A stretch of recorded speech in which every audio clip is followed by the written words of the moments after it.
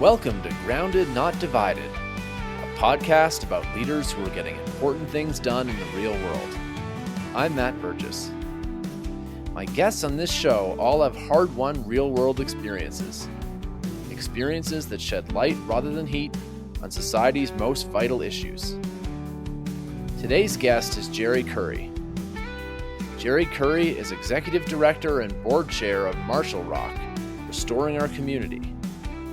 Marshall Rock is the organization leading the recovery effort for the Marshall Fire, which devastated Louisville and Superior, Colorado in December 2021.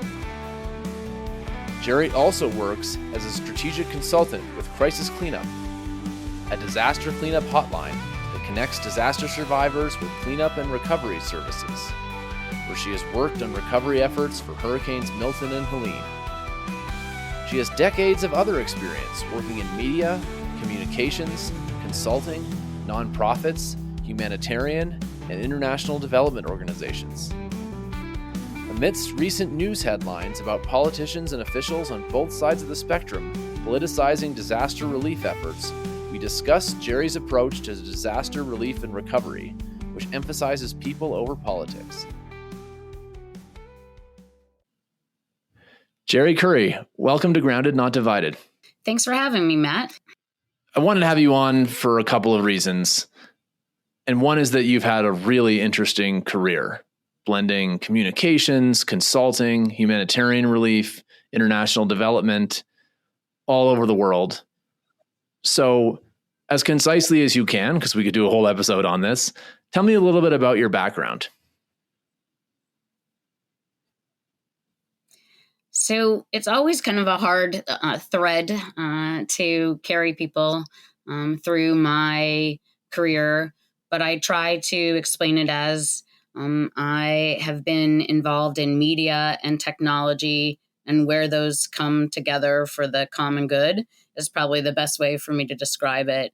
I've had an incredible career and opportunities that have come my way by being open to different things. So in my background, I went to CU Boulder, graduated from the journalism school there.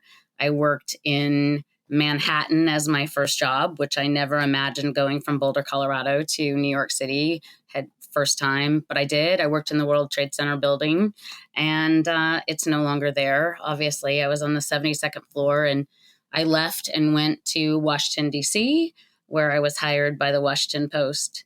So it was pretty amazing being able to walk into such a news organization like that I'd really only heard about. So that was my first real job in media and journalism. And from there, it kind of just snowballed into different things. And I worked constantly. I have a big advocate for freedom of speech and free press. And so my career kind of one thing led to another, and I ended up working for MCI. Sorry, what's MCI for our viewers who don't know? So MCI was a telecommunications company when the Ma Bells broke up. AT&T was broken up, and the legislation was passed, and a bunch of different types of telecom companies came into being, and MCI was one of those. And it was eventually purchased by WorldCom, which people might know what that is. But I kind of cut my teeth on marketing and all things public affairs and government relations in that role. And then I left Washington for a little bit. I had children, and I came back, and I was hired back by the Washington Post to run. I was hired as a media person, as a consultant, and one thing led to another. And then I got asked to be the head of Washington Post Newsweek, which was kind of a big trajectory moment in my career.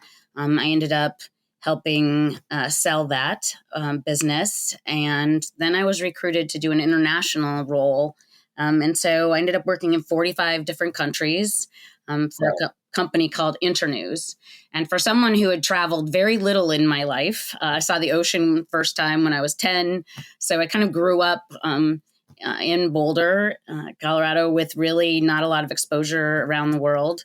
And so I had this opportunity to kind of look at the world all from a different lens in some ways. But I went to a lot of developing countries and saw kind of for the first time the impacts of, whether it was the impact of, not having First Amendment rights and freedom of speech and things like that, but also environmental. I worked on a lot of environmental programs with Internews. I went to a lot of the COPs. And so I kind of had a kind of broad view of international challenges from an international development standpoint. Wow. I mean, what a range of experience in a whole bunch of different places. It was, I'm not sure how much you've traveled, but for me, I hadn't traveled a lot at that point in my life. And so I was tapped for this. It was a very high level executive role. And I really kind of thrived in the space and being able to kind of assist kind of these small kind of organizations and journalists all over the world. And from that, when I finished kind of rolling out a new branding program for them and looking at some humanitarian disaster programs, I worked in Haiti, I worked in Kenya, and enjoyed those roles from a humanitarian information standpoint because it blended kind of the civil society and this technology and media, and all of that came together, which was extraordinary. And then I was tapped to be CEO of a new organization called NSET, which happened to be who was Public Interest Registry owns .org. And so .org decided they needed a .ngo to basically mirror .org internationally. And so I was asked to run that organization. So again, blending all these things from the internet and kind of this progression. But I think what I learned throughout all of that is the importance of kind of these trusted telecommunications, a little bit of that, but also just the idea that people need information. And that was the big thread, whether it's as a journalist or through the media, but that information is critical to kind of building, a democratic society, if nothing else. So not to get political, but for sure, it is something that without that, you no longer have a thriving society. Yeah, a lot of people I talk to who have experience working all over the world say that it gives them a unique appreciation for how rare and precious our democratic institutions are, including free speech and free press, but also how serious needs are in lots of other places. And it sounds like maybe that was your experience too. It was. It was actually shocking for me. I grew up, Boulder County is a fairly wealthy county, and not that I grew up wealthy by any means, but just what we consider kind of take for granted: clean water, clean, environments, food security, kind of all these things that and freedoms, right? And liberty to be able to have and be able to move freely are just something we expect and have basically come to just believe that those are our inalienable rights, right? By being in the US. And I think having exposure to the rest of the world, realizing, wow, we have it really good, right? And at least I felt like in comparison, we certainly do. Sure, we have our problems, but I had some really poignant experiences overseas that I never could have experienced, would have never experienced those in the U.S. Certainly, and as a woman and a woman executive being all over the world, I ran into problems that I hadn't run into in the U.S. So, I know a lot of people talk about a glass ceiling and things like that, but I have never experienced that in my career. I was very fortunate. But when I went and I met with kind of heads of states and, very high dignitaries, they were always men in the other countries. They always kind of looked past me and thought, well, when is Jeri coming in the room? And since I have a name that's typically a male's name, I was like, what? And I was like, I'm already here. So it's just something that I really learned how the world works differently. And I think we take those things for granted here in the US. And yes, there's a saying, those are first world problems, but truly they are, right? In the US versus clean water and just being able to freely move and freely speak and, engage with whoever you want to engage with. And so I think that's where I kind of cut my teeth on ideas of liberty and ideas of freedom and things like that. I wasn't necessarily seeking those ideas. I'd say those just grew organically for me. Yeah. So let's fast forward to December 30th, 2021. I believe, correct me if I'm wrong, you were living on the East Coast at the time? I was living in Virginia. For our listeners who don't know the significance of that date, that was the date of the Marshall Fire, which was a big wildfire that started in the foothills, kind of just south of Boulder, Colorado, and blew on an extremely unseasonably warm and dry and windy day in December, blew into the towns of Superior and Louisville, Colorado, and destroyed roughly 1,000 structures. And I was living in Lafayette at the time, which is right next to Louisville. I think at its closest, the fire was 3 miles from my house. We were watching the news frantically with a go bag. And fortunately, we were lucky. The fire didn't make it to us, but several of my colleagues and friends in Colorado were affected. Some lost their houses. You saw the news and you came to Louisville. Tell me about that. I did. So it was really, really hard to watch my hometown and friends I knew kind of impacted. And I'm watching the news and I actually, as I'm sitting here, I have goosebumps and kind of hair on edge already, just thinking about that. And, not in my family still was nearby. They were not impacted, but it was my hometown. I grew up. I went to CU. I went to high school. I, spent my childhood in Boulder County, and I had 10 friends who I grew up with and or their parents who lost their homes in the Marshall Fire. And when it happened, you start to watch this on the news and you think, oh, okay, it'll just be a few homes and it looks like they're putting evacuations out and, Facebook's blowing up and my phone's blowing up. And all of a sudden it's one more neighborhood gone, burned to the ground. And by the end of the day, 1,100 homes completely turned to ash, which is just so hard to wrap your head around, even that. And then also just so many that were damaged as well in the process. But the striking piece of it is that for those that are not aware of kind of that area, it's basically a suburb of Boulder, right? So it wasn't, a typical place that a wildfire would occur. It was not in the mountains and it was not right. It was east of in Boulder. A forest kind of thing.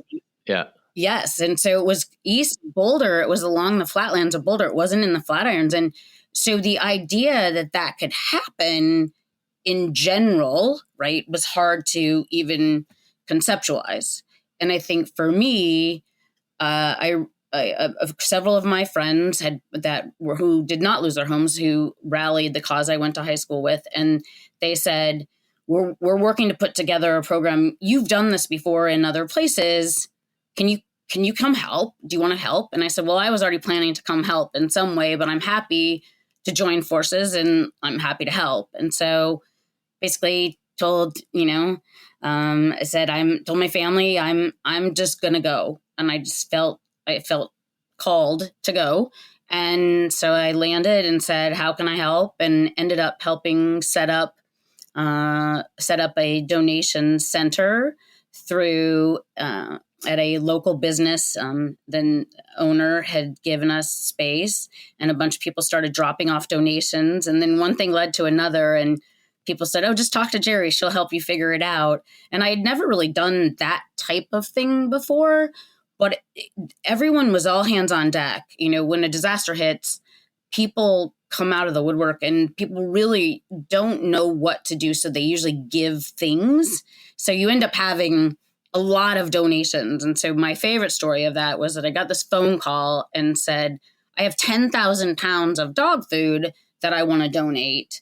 And I first of all said, wow, okay, I don't know that we have that much of a need yet for 10,000 pounds. Well, we're on our way. So where should we drop it off?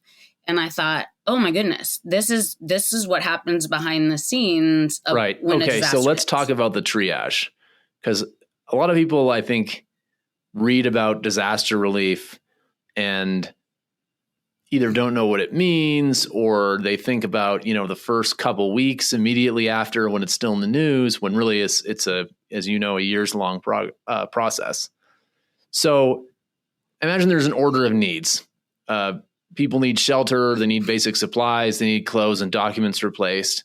At some point, we shift to insurance claims and then eventually rebuilding, or for some people, relocating.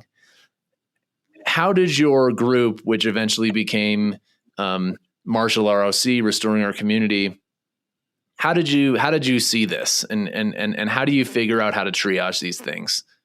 So I'd say that there's a great network that kind of gets activated, right, in times of disasters. So the initial reaction is neighbor to neighbor, right? Communities come together, and I'm sure you even saw that from where you were sitting in Lafayette, right? People are who needs what, right? So everybody starts helping in whatever way they can.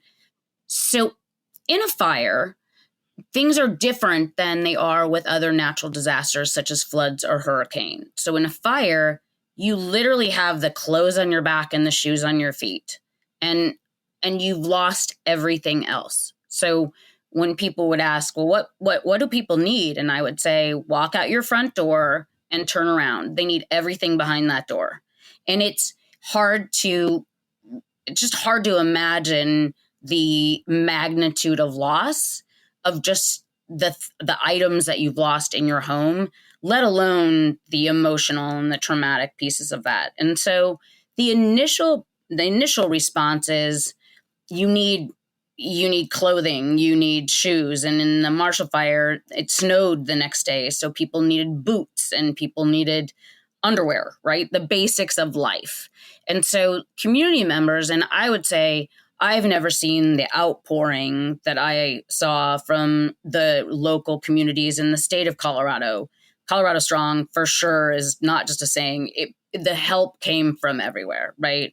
And so I think initially, and the media is pushing it, and people donate here. And then, so the initial, basically first week is usually kind of neighbor to neighbor community organizations. And then the Red Cross will set up a shelter pretty quickly. FEMA comes in then and starts with the claims and things like that. But alongside all of that, there is a group across the country. It's called VOAD, Voluntary Organizations Assisting in Disasters. And basically, it's a consortium of all of the nonprofits that respond to disasters. And so that group is really where I ended up getting involved with and joining. They do stand up different calls every day. What are the needs? What are people seeing? Who can help? What's needed? And so I was really heavily involved with them. And then they asked me to run that group, which then I named Marshall ROC, which ROC stands for Restoring Our Community, because it's typically called a long-term recovery group, and that sounded like a rehab unit. So I just didn't want that. So Marshall ROC also, we used the Flatirons as the backdrop, because to me, growing up, it kind of was a sign of strength. Right. So how much would you say running a disaster relief operation, to what extent is it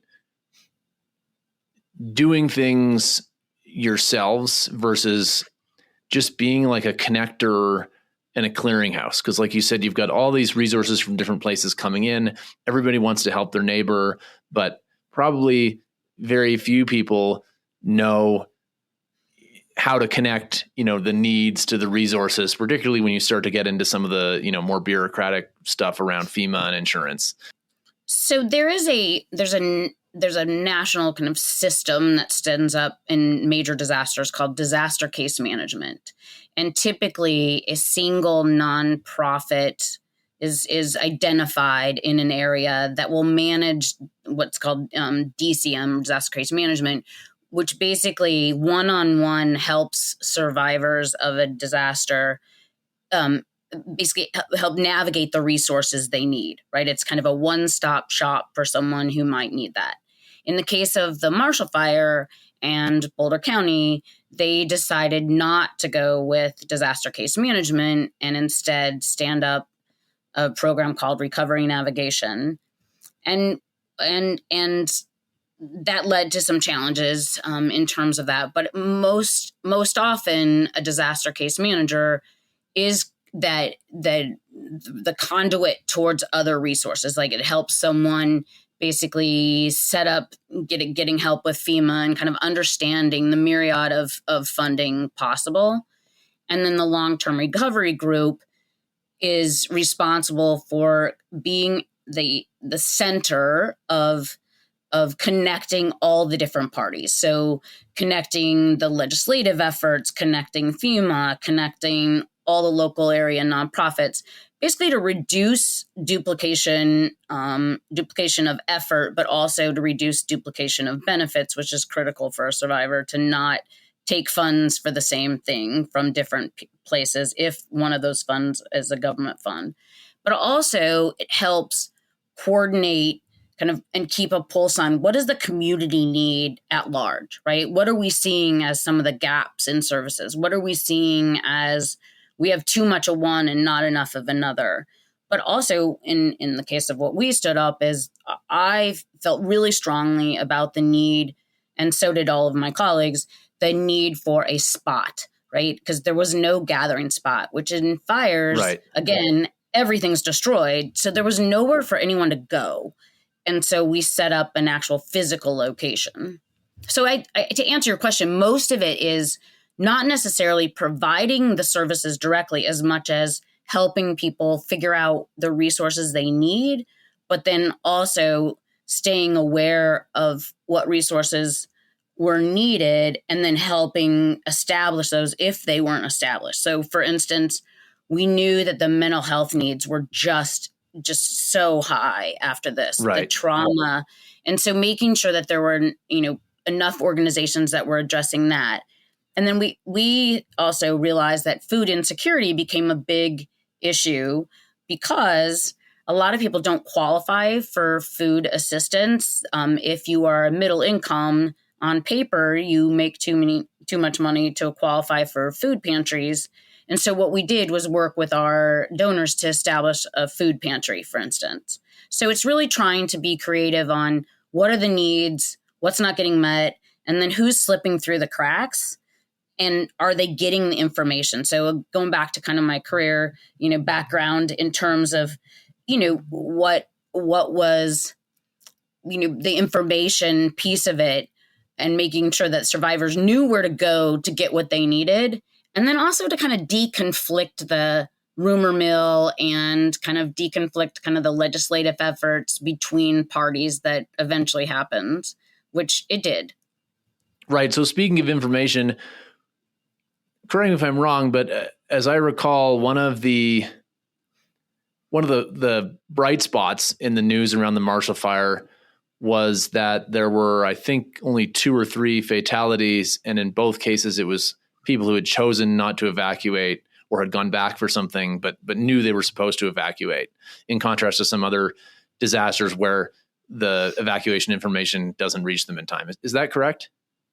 It is. And I give such a shout out because looking at when you watch some of these videos and see the power of this fire and the speed at which the fire moved, the first responders and the sheriff's department and all of them were true heroes. I mean, I know people use that term a lot, but were extraordinary measures, and they totally put their lives in danger by making sure people got out. And the speed really is, the winds were so high that day, but the coordination effort between all the different groups, and they sent, Colorado sent every available responder, I think, to come into the area to help. And I am so impressed and grateful and all those things that there wasn't more of a loss of life. I mean, losing any life is horrible, but certainly in comparison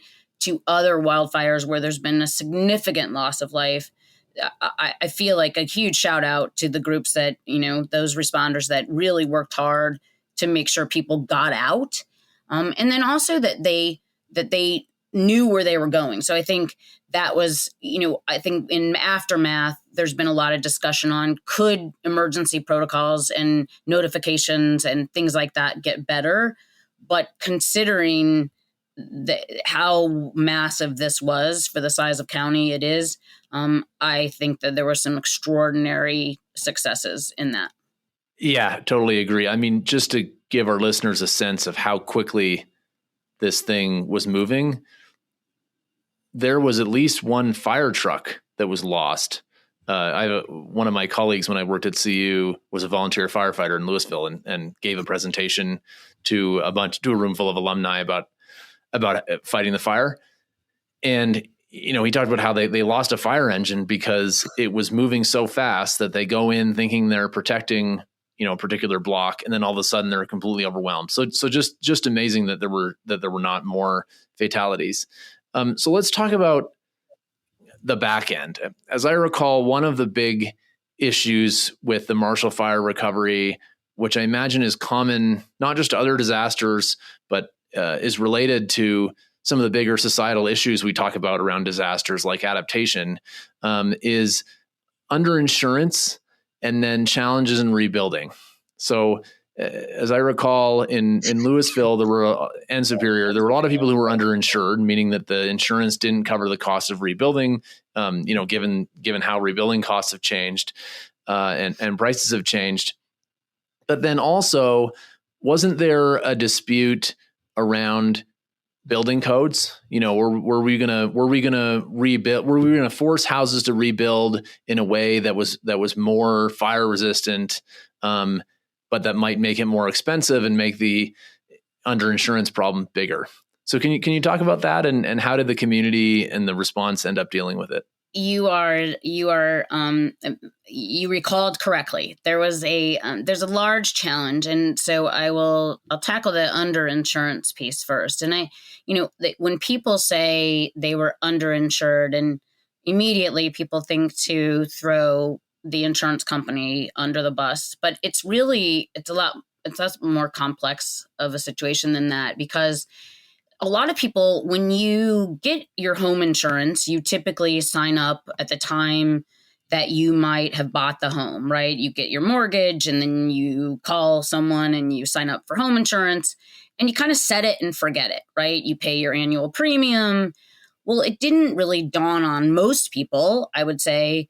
I don't know how many people, and this is my public service announcement to everyone, check your home insurance and annually, but that it's something that unless you checked in on, you may not know that 20 years ago, you purchased insurance to cover the value of your home then, but not replacement insurance, which less than 100 of the 1,100 had replacement insurance. Wow. So that if it gives you a sense of kind of the numbers, in fact, 76 people had full replacement insurance out of the 1,100 homes destroyed.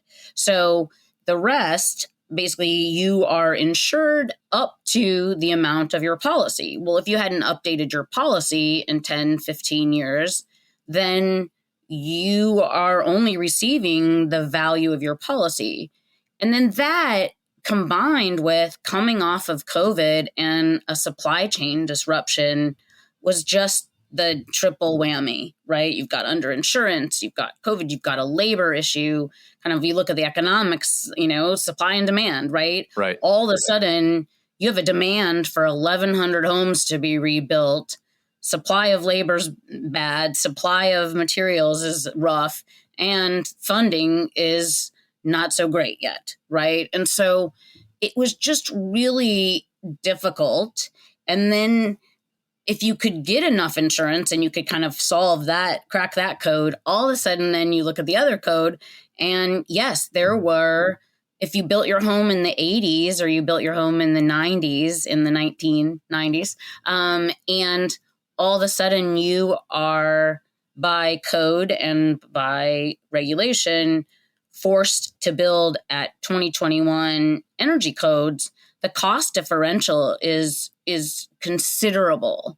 And there are parts of an insurance policy that actually do address that. It's called ordinance and law. And but it's a very small percentage of your overall, right? So the numbers just don't work when you're trying to rebuild to the new code, which everyone agrees in theory, yes, that it would mitigate for future fires or future events and adaptation and all those things. And it's great if you could afford it.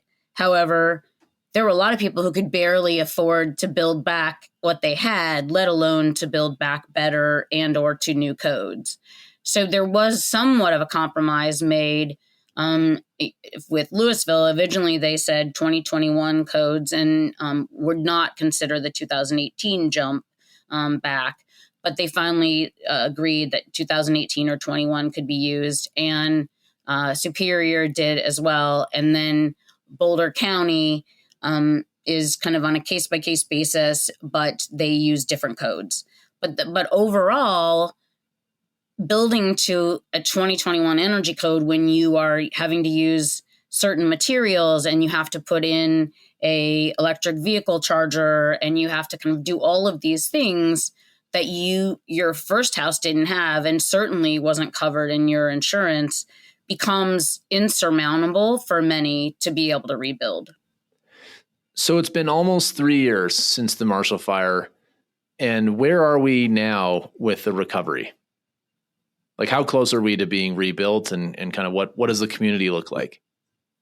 So about 60% are back in their homes, which we'll be on the 3rd year anniversary. It'll be next month. And there's a lot of people struggling still, right? With either trying to figure out a way forward. The funding has not been distributed fully. So those that might have had replacement insurance that could afford to rebuild, and those that had pretty good insurance overall or had their own resources, financial resources to lean on that they could rebuild, a lot of those have rebuilt. But those that are waiting on public funds, whether federal or state, as well as who have not closed their insurance policies out, are a little bit stuck, right? That they haven't been able to put those funds together. And then there's been a lot of permitting challenges with Boulder County to be able to build back what people had. And then there's also kind of the challenges of underground coal fires that needed to be addressed. And so there's some true complications of recovery. It is, a lot of the people have said, well, it's faster and then a lot of other disasters have moved. And that's true. But for someone not back in your home, it's not, it's only relative to your own path of recovery. And so I think what concerns me most and kind of keeps me awake at night are anyone who's not back for their 3rd Christmas that they've been out of their home and don't know if they'll be there next year and if they'll have the resources to be able to rebuild. I think we're up to about 170 home lots were sold. People either chose to move away or build somewhere, at another spot.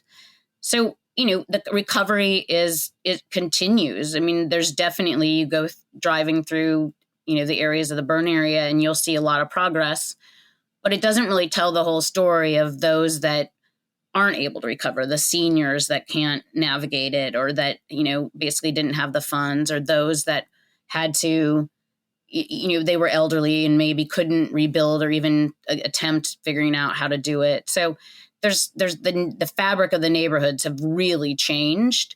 And a lot of those homes the home lots that were purchased, they've had huge homes built on what used to be a $200,000 home on a lot is now $2 million home on the same lot.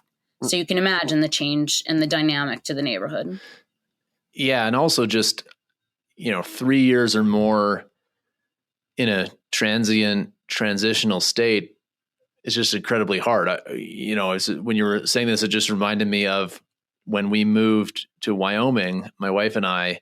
There was a couple weeks in between where we didn't have a house. Kind of, we sold our house a couple weeks before we closed our new one, and we stayed for one of those weeks in a hotel in Louisville.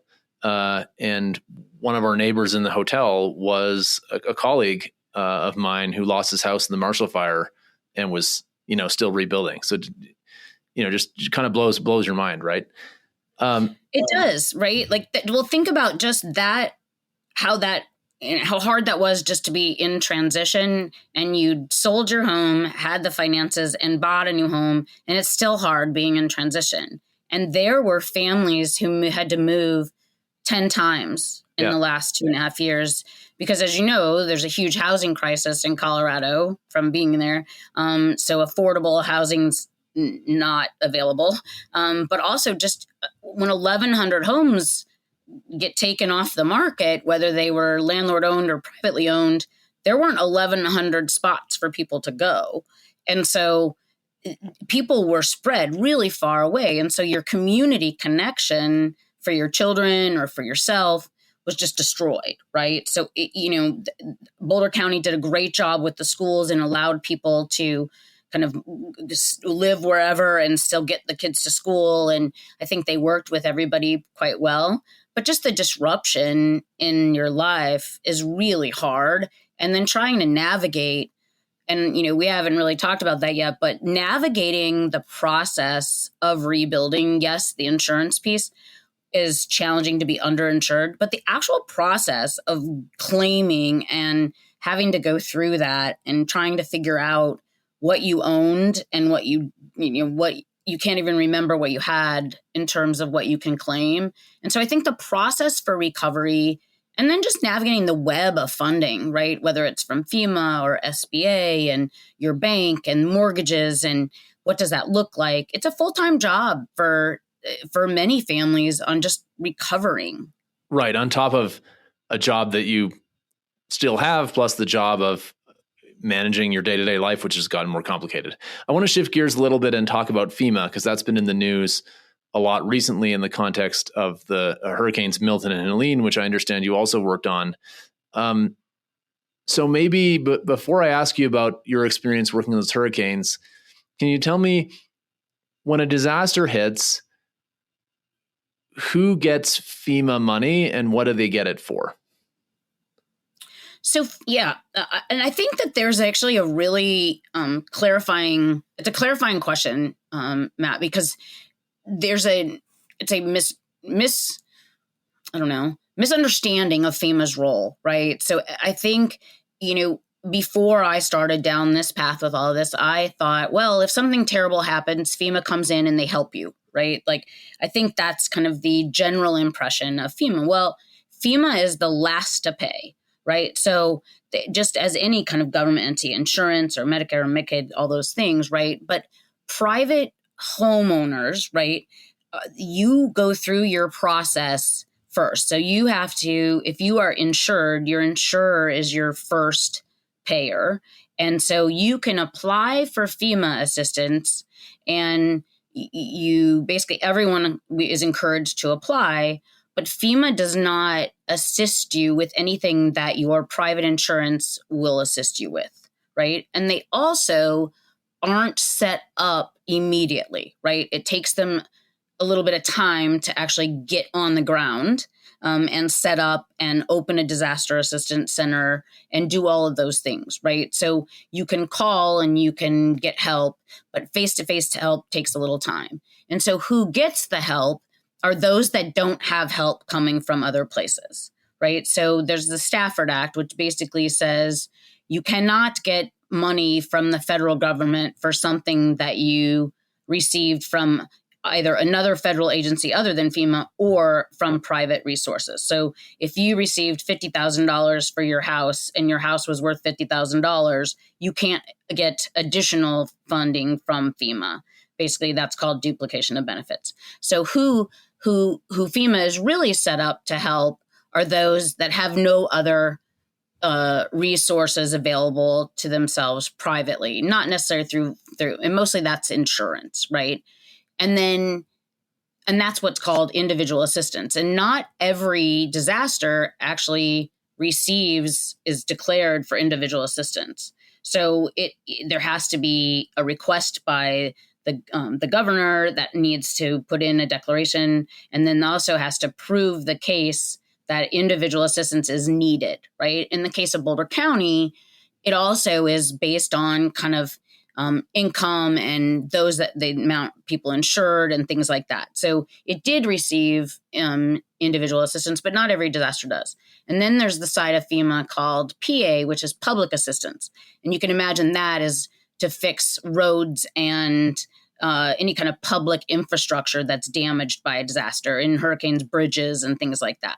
So that's FEMA's role. And I think there's just a lack of understanding on kind of what their role for personal property and individuals is. Does that help? It totally does.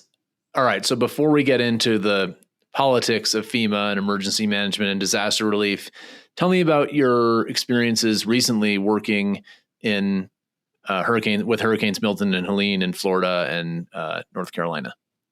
Sure. I'm a consultant with an organization company called Crisis Cleanup. And what they do is they set up a hotline for major disasters, basically for someone to call that needs help in immediate cleanup. So in fires, a lot of times there's nothing left to clean up. Right. But in hurricanes and floods and things like that, there's muck out to do and there's trees that fall down. And so Crisis Cleanup stands up what's called, the Crisis Cleanup Hotline, and a survivor that's been in an area that's been hit by a disaster can call and say, I need help with, there's 2 trees laying on my house, or I can't get out of my driveway, or I need help because there's 12 inches of mud in my basement. What Crisis Cleanup does is they log that case, and then on the back end of that, coordinate with all the different volunteer organizations that are on the ground, and those organizations register, and it's basically get matched up, and they get to claim a case and then go do that work on a volunteer basis for someone. So in Helene and Milton, Crisis Cleanup, we received 118,000 calls to the hotline across all the different states. It was the largest disaster response for Crisis Cleanup, and there were 2,400 phone volunteers that answered all those calls or returned them, and there was about 650 nonprofit and community organizations and churches and things like that responded to those in need across all the different states. And so the executive director of that is Aaron Titus, and he happens to live in Colorado and was who I got involved with to work on Marshall Rock. And so it's a very kind of small knit community. And so I helped with that. And the need for Helene and Milton just kept growing and growing and growing. And as you saw, it also was, it happened to hit in the middle of a very divisive election season. And I think there's a quote by someone that's like, never waste a good disaster. And, you could definitely see a lot of activity by those that were in campaign mode, utilizing giving out the hotline number, but also just kind of, unfortunately, utilizing kind of the information, good or for bad, on the response overall, which is unfortunate, right? Because a disaster doesn't pick. Disasters are the great equalizer, and they certainly are a nonpartisan event.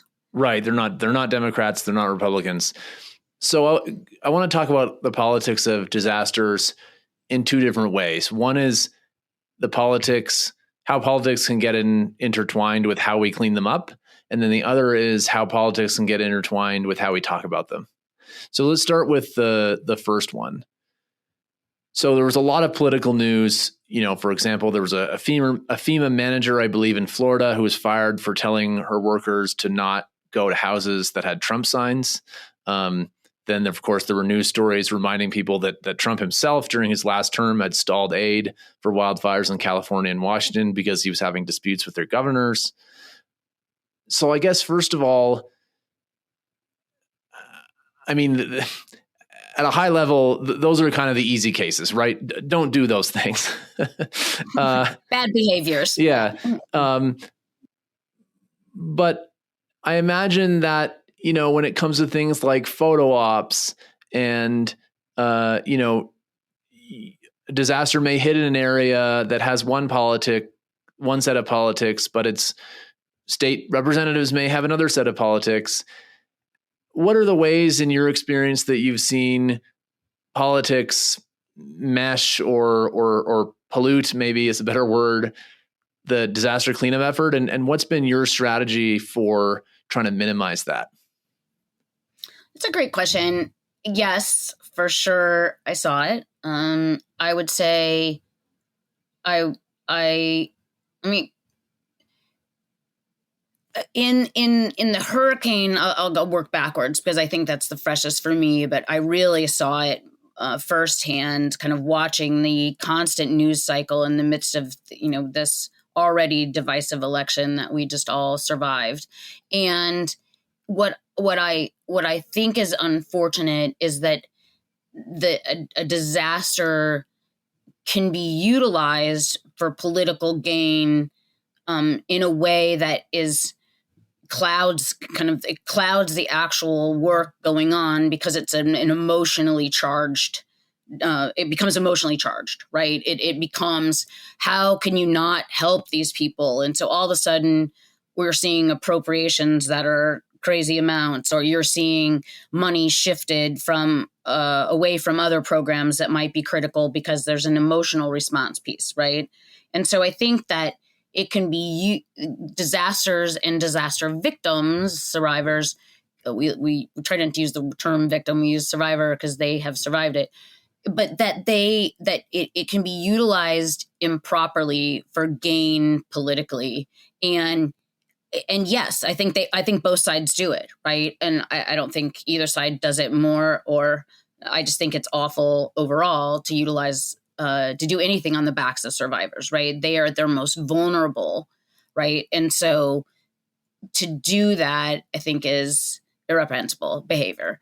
But I also think that it's easy to possibly get something like a legislation passed or a regulation passed in the midst of it, because people start to gather around. So there's things that might happen that are good things too, right? And so I saw that in Colorado.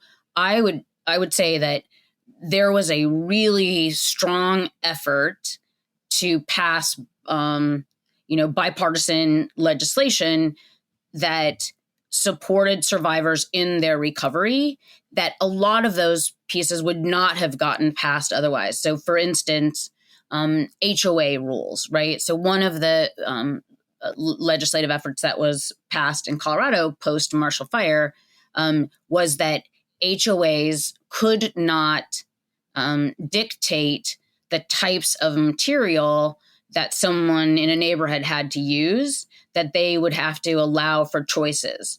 And in a non-disaster time, that would probably have been met with great resistance from either side for, different ideas. But it was able to be passed in the sense of it allowed someone, kind of, if they could only afford to build back with a stick fence or like a natural wood fence, they were allowed. But if you wanted to use fireproof and fire retardant materials, then you were also allowed, right? And so I saw that as kind of both sides coming together and not being divisive. So I think that I saw both sides, right? I saw kind of this horrible behavior, but then I also saw things getting pushed forward because it was the disaster was an impetus for people to meet in the middle. And my approach, and how every time I talk to anyone that's in charge of legislation or regulations on any of this stuff, is to say, when you're making these decisions or making these policies, are you putting the survivor in the middle, or are you working from the agency towards the survivor? And I think that's a critical question to ask, Matt. Yeah, no, that's great. So let me expand on that with a hypothetical, and you can tell me how hypothetical it is in terms of your experience. So suppose that I'm the governor of Colorado or North Carolina or Florida, and disaster strikes, and my staff members are telling me,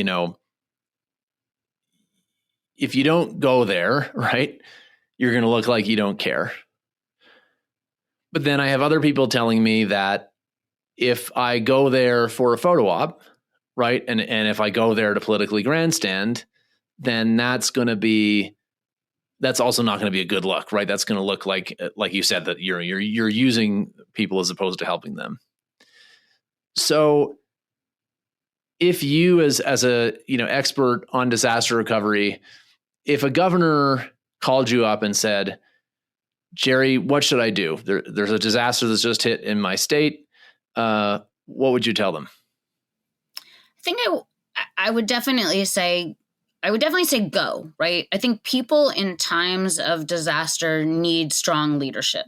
What they don't need is empty promises, right? So I think that's where kind of these elected officials get themselves into hot water, is to go and say, everyone's going to be okay, right? And we'll take care of you, right? When the reality is 3 years down the road, not everyone's going to be okay, and not everyone is taken care of, right?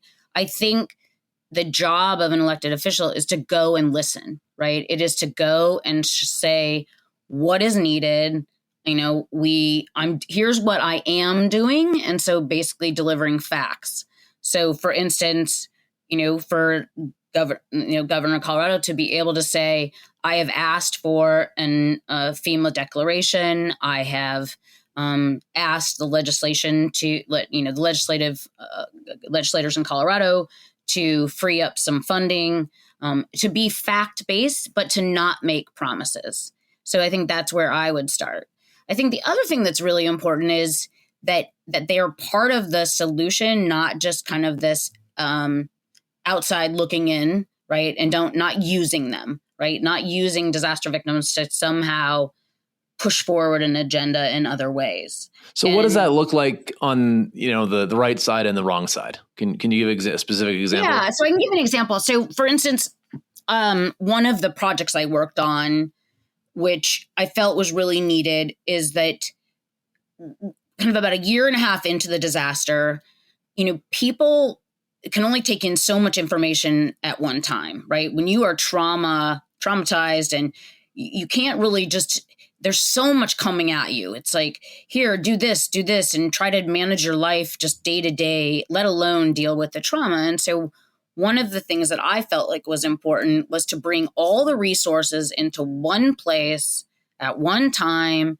so that all the survivors families could go to one spot and get all the information that they needed, right? They could go think about it almost as like a trade fair, right? Where you go in and a big conference and you basically said, okay, I need to talk to FEMA and I need to talk to SBA and I have some legal issues. So I'm going to go talk to the DA's office and I have some permitting and planning. So I brought all of those into one day at one, it was at a church, Ascent Church was a great partner of ours, and put everything in one spot. And what that did was I'd say it, in jest, but I'd say get all the liars in the same room, right? Is kind of those, I've done those in the past gatherings where it's like, don't have everyone there so that someone couldn't say, well, that's planning's problem. Well, when planning's sitting at the table next to you, you can't really tell them it's planning's problem. And when FEMA's at the other table, it's not FEMA's problem. So I think that was helpful, but also just to serve the needs of those that were there. So I received calls from quite a few different elected officials during that time that said, well, we'd love to come speak. And I said, well, that's really not what's going to happen here. There's no speaking slots, right? No one's going to come address anyone here. The only information that's being provided to people is something that could help them. But if you'd like, you'd be more than welcome to come volunteer to serve your constituents. And immediately it was very clear which politicians were wanting to kind of listen and serve and those that weren't, right? So that's kind of an example of what it looks like on the ground of kind of being a figurehead, we call it, being someone or doing something, right? And so I think that just does that kind of give you an example?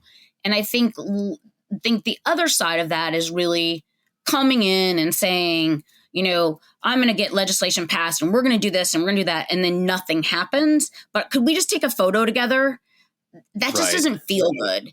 And, when I worked internationally, we had really strict rules that when you went into, say, a village or a community, you didn't take a picture and post it for fundraising, right? You didn't utilize someone else's pain for profit. And that's kind of what it looked like. Does that answer that question? It totally does. That's great. So the last thing I wanted to talk to you about before we run out of time is how we talk about disasters.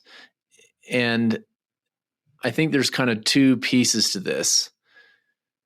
So one is, obviously, we can talk about what's true and what's useful in terms of trying to understand factors that contributed to causing the disaster, that contributed to, it being worse than it otherwise could have been if we had prepared differently, et cetera, et cetera.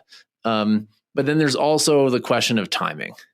And, my experience being near the Marshall Fire, where this came up, for example, and it also came up with in a slightly different way in Milton and Helene, was with climate change. There were, for those of you who don't know, the Boulder area has one of the biggest populations of climate scientists in the world. And back then, we many of us were on, Twitter, now X.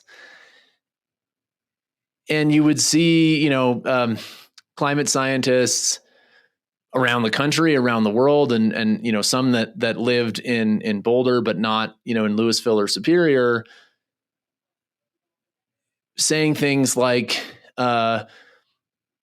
this just makes me so mad that at all the people who stopped us from addressing climate change. And kind of where that's coming from is, it's true that the warm conditions for a December day and the dry conditions for, a December day, those two things are on average, those two types of conditions are on average becoming more common in Colorado because of climate change. So there's a truth to the statement that the conditions that allowed the Marshall Fire to be as bad as it was have become more common over the last few decades to century because of climate change. Now, you could say similar things about wildland management. You and I were talking before we started recording about cutting the grass. Same thing in places like California, right? We don't do enough controlled burns, and so these wildfires get out of control. And so on the one hand, at some point you do want to have these conversations, right? The same thing with building codes, right? We do want to have the conversations that are going to help us make the next fire not as disastrous, right? Or make the next fire not as common. But then there's also can be this kind of icky political grandstanding aspect to it at the time, right? Probably not a majority, but a decent fraction of the people in Louisville, voted for former President Trump in 2020, right? Some of those people lost their homes. Are the, people standing, literally on the mountain to the west, scolding them, looking down on them? Are they doing something constructive or are they grandstanding? So how do you think about, as somebody who works in this area, what is the right time and place and manner to have the conversations that I think we do need to have to make sure that we're preventing and adapting to the disasters of the future, while also being respectful of the communities that are affected and what they've lost? Yeah, I think timing, I want to go backwards on that, but I think timing's critical, right? Because there's people, like I said, there's so much information. And I think that there's a survivor community, right? Those that have been impacted. And then there's everyone else, right? Kind of around them, whether it's volunteers or whether it's building codes in the counties and things like that, right? Climate scientists, you name it. And the right time to talk about blame gaming, right? Or, saying, well, if it weren't for, those people that, had wood fences, right? That's not the right time in the middle of someone losing their home and finding underwear, right? So there's definitely a sensitivity to that. But it's also just in general, this idea of of blaming, right? Like, and I call it blaming because that's what it feels like. And you call it icky. And, it is icky, right? It's this idea, well, you should have known better, right? Or, why would someone build, like I had one person, someone in the media said, well, don't you just want to say you shouldn't build close to the mountains? I was like, okay, that has look at a map. Yeah. I was like, okay, let's just forget that there's no development near a mountain now. Okay, that takes out a lot of space. But I think that there's also this sense of, and it goes back to this, like, undivide us, right? Like this idea of, are we solving for something or are we just blaming the other side, right? Are we really coming up with solutions that address the problem long term, or are we just want to win? Right. And I think that's where the problem is that there's people who say, I'm only going to stick to my narrative. And then the other side, well, I'm going to stick to my narrative. And then there's no actual solution that comes out of it.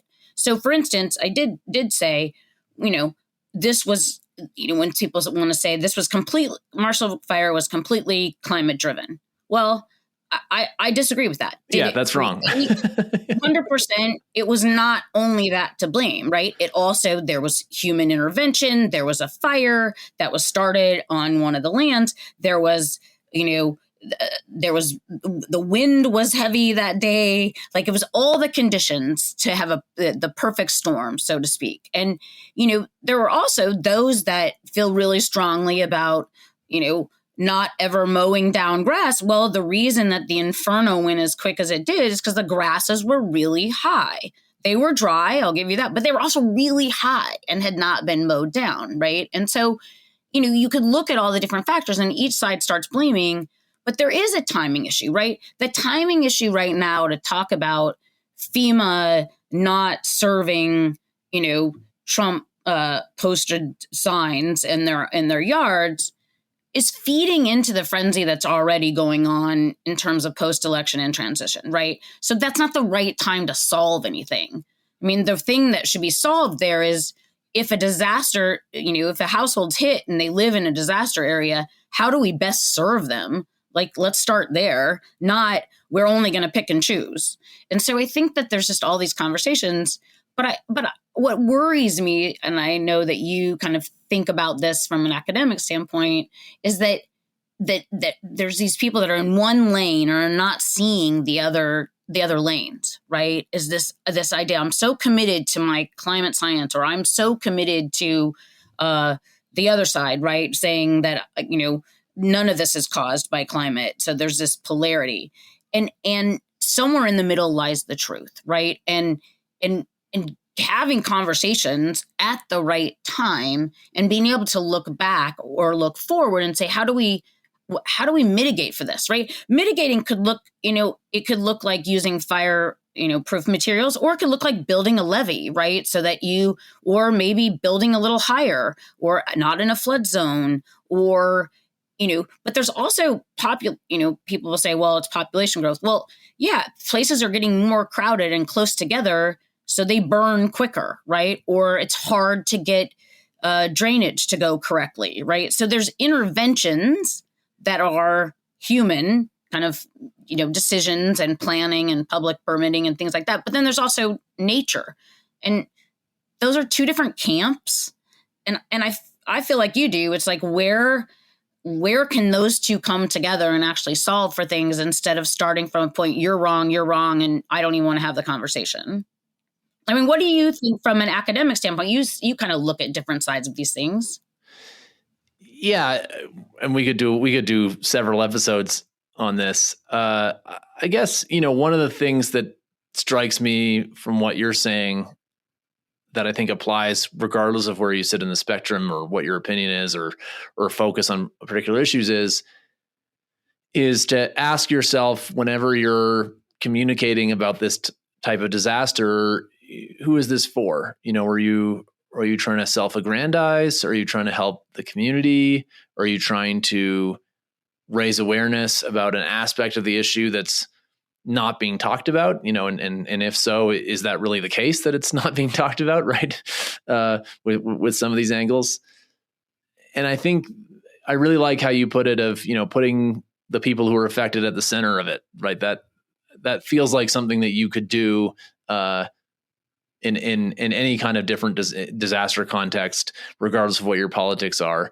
And I think the other thing that brings up that you raised at the beginning is that it seems to me, with many types of aspects of polarization, also including disasters, is that the closer you are to the ground, the easier it is for people to figure these things out, right? Like when you're helping your neighbors find their underwear, you don't have to be told to keep your partisan politics out of it because you just know, right?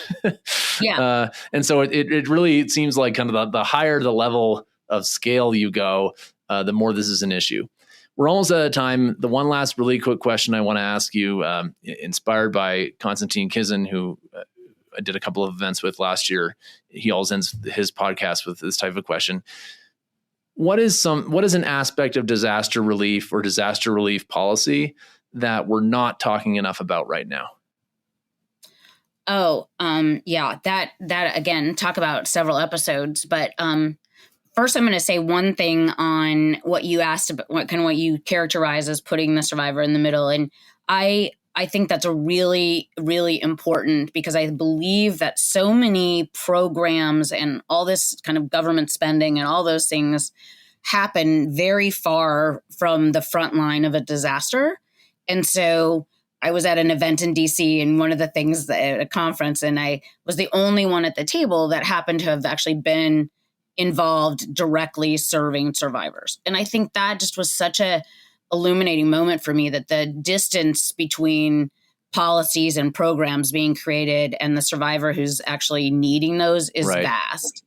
And I think and that kind of gets to to answer your question is, what do I think is needed? I think that the interagency collaboration needs to happen at a much higher level, right? To have 4 different kind of entities have different funding lines, whether it's HUD, FEMA, SBA, all of those, to the survivor, she or he just needs to be able to reach out and figure out how to get help. And instead, help is, across all of those entities, and then at a state layer. So making it simpler from a policy standpoint, so that when it gets to the survivor, it's actually navigable. And I would say that's probably where I think we need to work towards. Well, that's great. And it sounds like that you guys are already doing something like that with your crisis cleanup hotline. Jeri Curry, this is great. I just want to thank you very much for coming on the show. I think you have a really rich and interesting perspective that comes from your hard-won experience. And that's exactly the sort of experience we want to feature on this show. So thanks again for coming, and we'll see you next time. Thanks, Matt. I really appreciate you shedding a light on all of this too. And thanks for inviting me to sit down and talk with you.